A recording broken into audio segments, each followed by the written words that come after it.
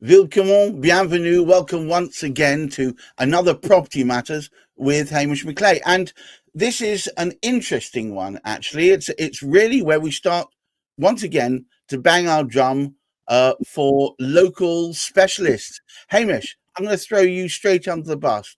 Talk to us more about what today's topic is.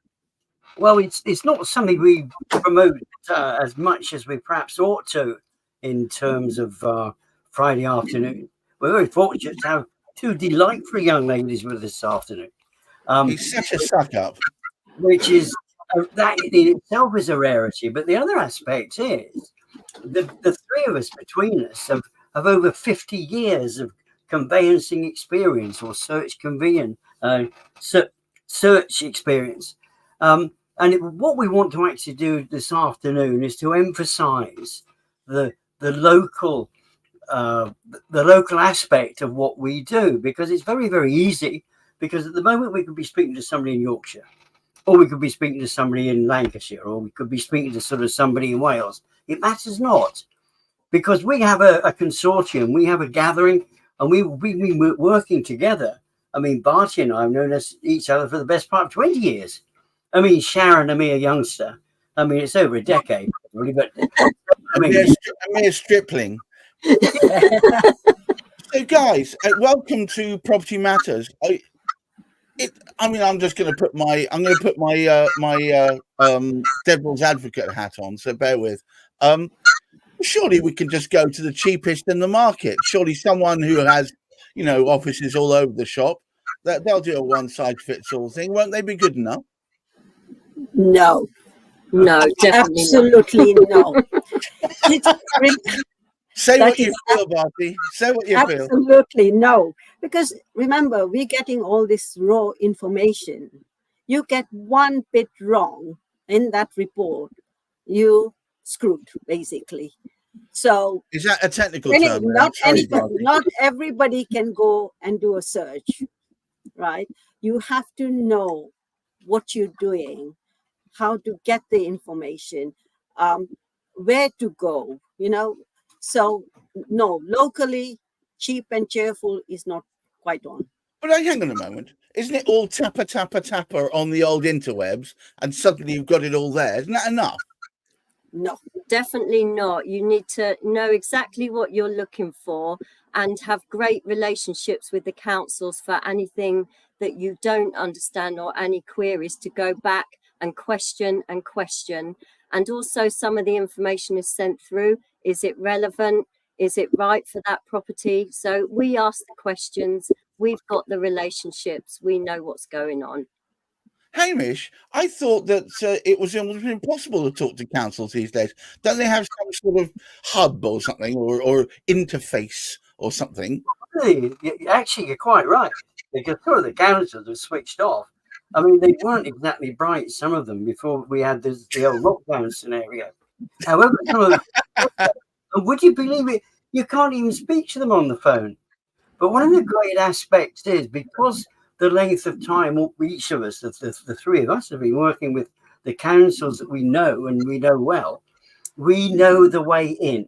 We can get to them. We can actually get through to them by way of email. And even because we know them so well, we can even encourage them to phone us back.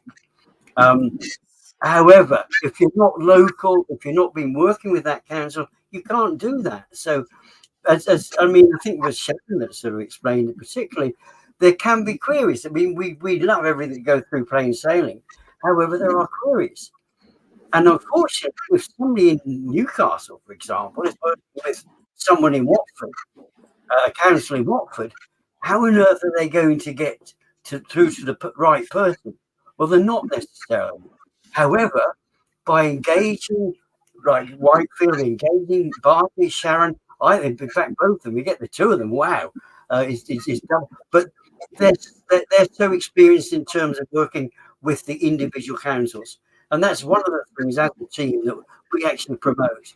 We can therefore do the best for the client and the ultimate client, because the buyers and sellers we rarely speak to, it's the solicitors working out the risk that we know. And of course, we've got good working relationships with our solicitors as well. Yeah. Can I ask you, Sharon and Bharti, have there been times where your local knowledge has enabled you to cut through the crap and get things done more quickly? Without a doubt, we've so basically we've had issues such as get a search back from the council. We know it's in a conservation area, it's not on the land charges, so we've gone back and questioned, got the right search back. Things like charges on a property, if there have been outstanding, our client will say, can you go and check that? And we'll go and check with the right department.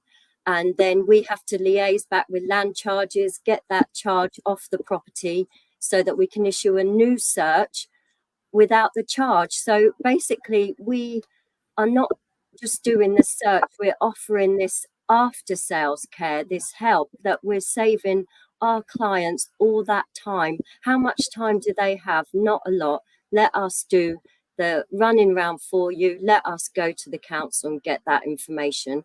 I don't know if it's relevant, but just this morning, Bharti has done some excellent work for one of our clients. How long is it taking you to get a search back this morning? 24 hours. Well, not even 24 hours.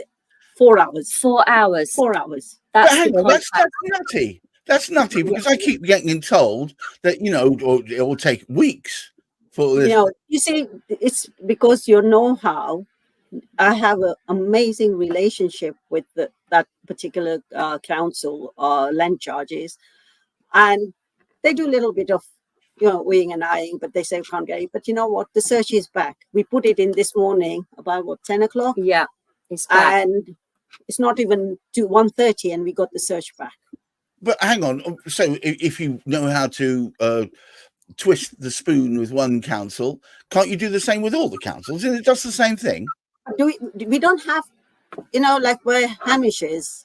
We won't know who the lady is to butter up to, right?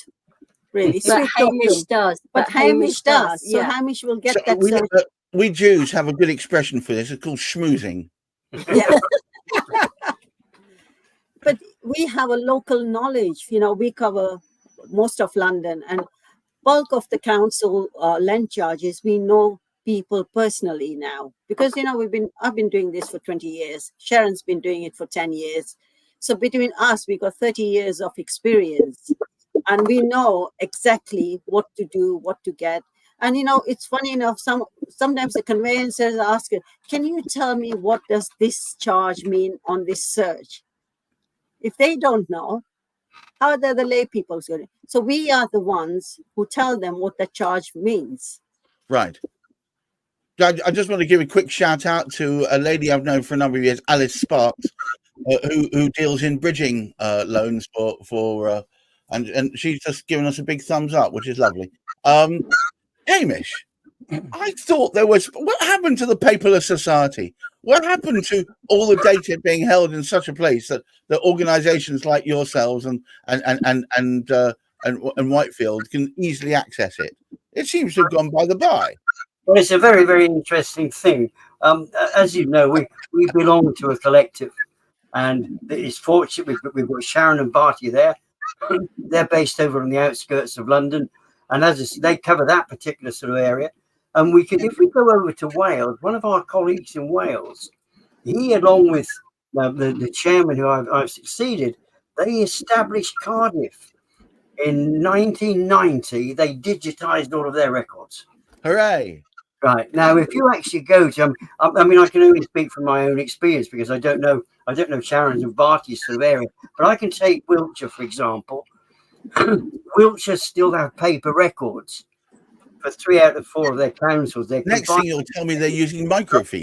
It's all paper. It's all paper, and they've got 3. They became a unitary authority 15 years ago, and they still do it 3 different ways.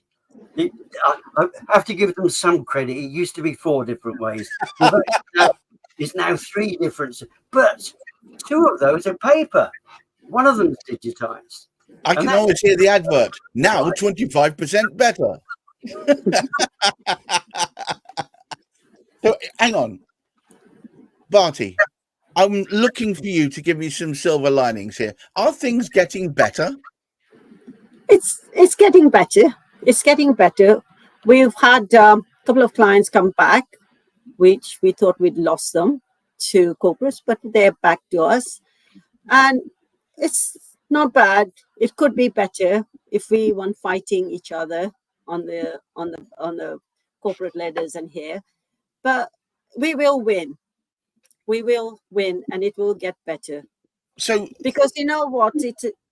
Nobody knows one's area that you are in better than us, right? Hamish knows his area really well, like the cluster of all our search agents, who are based in various parts. They know that area backwards. So you can't just give searches to any. Say you give me a search up north. What do I know about up north? it's cold. But give me London, I know everything. I can get you searches turn around in 4 hours. Yes. Hamish, now that you are the illustrious new chairman of the board, we need to talk briefly about IPSO and what its point is, because I think it's a credible organization that allows all these independent searchers to come together as one. It gives you a much stronger market force, does it not? Well, one of the significant advantages, I mean, it's quite clear. I mean, both Bharti and Sharon have explained about this. We can actually share. I think I can't remember who it was. I was speaking to one of the founder members who's not recognised as being a founder member of IPSO, and it was her and another colleague said, "Well, hang on, I go into Leeds, and you go into Leeds. Why doesn't just one of us just go to Leeds and we can share the information? And you're closer to Leeds than I am. It's less mileage. Why?" Now that's how it all sort of started off. And of course, when you think of it, that was just two of them. Well, two similar businesses sharing information. Who'd have thunk it? Well, yeah, because that's one of the great things is being able to operate a collective. And it's, I mean, sort of over the time, I think I remember one of them. It was a massive great one we did for you. It wasn't the Bharti. That was an old Ford Motor Company factory that carried out a search on behalf of. But I mean, she didn't know that particular sort of area, and I didn't realise that because it had actually sort of closed down. Because I used to work in automotive, I didn't even realise they had a manufacturing plant there until we started doing the search. But this is a great thing, and the interesting thing is as well. We find so much now that we have been working with certain councils. I mean, Bharti she'll be able to count them up and tell you because of the length of time she's actually been working with them and the working relationships.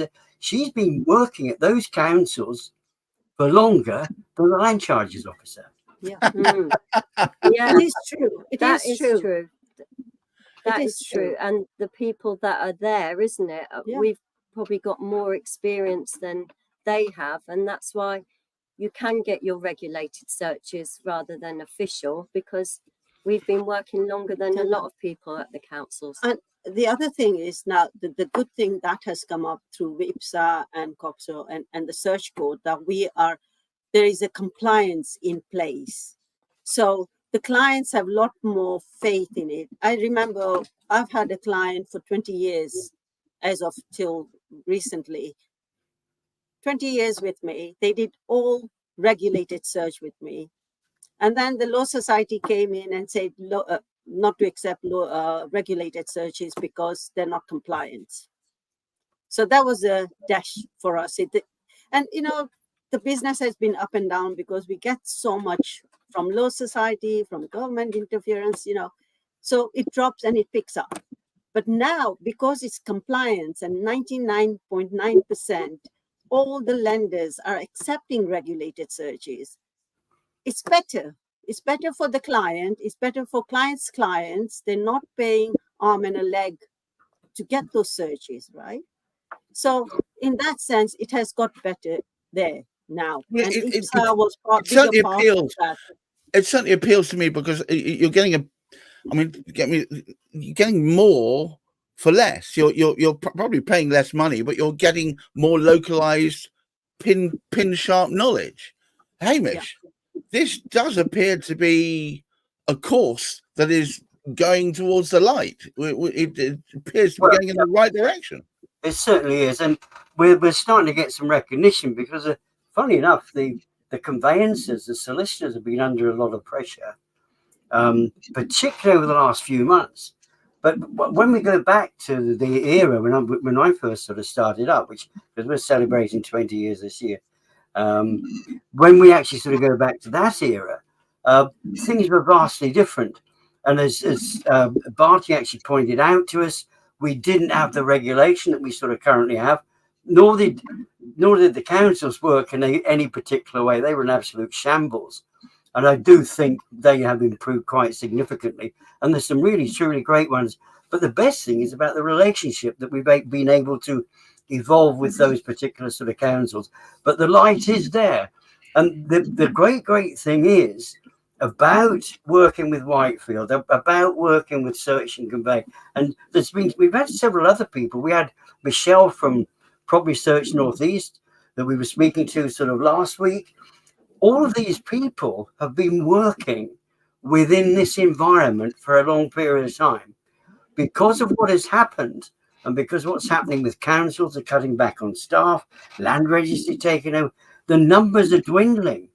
So the only way to guarantee consistency and indeed accuracy is to actually go to experienced people. And IPSA members represent exactly that, yes? Oh, absolutely, because we are, and we have within it, and I think I mentioned it earlier, Mahesh over there in Wales, but we have ex-land charges officers, actually sort of members of the particular sort of team. They have run their own businesses now. And I remember we need to get her on at some particular sort of stage. Jackie Dyson from Yorkshire, she in actual fact left land charges office because she didn't believe the land charges office was being fair to the clients about getting the information through to them. Yeah. So this is, of course, when you get Sharon and Bharti can step in, and it doesn't matter what the council's like. It doesn't matter whether the councils have any interest, whether they're concerned about the clients. And we certainly have a number of councils. You can be a number. So we've been banging the drum, talking about the iniquities of factory conveyancing and the benefits of localized knowledge for quite some time, Hamish. Would you bring us home and summarize our position here?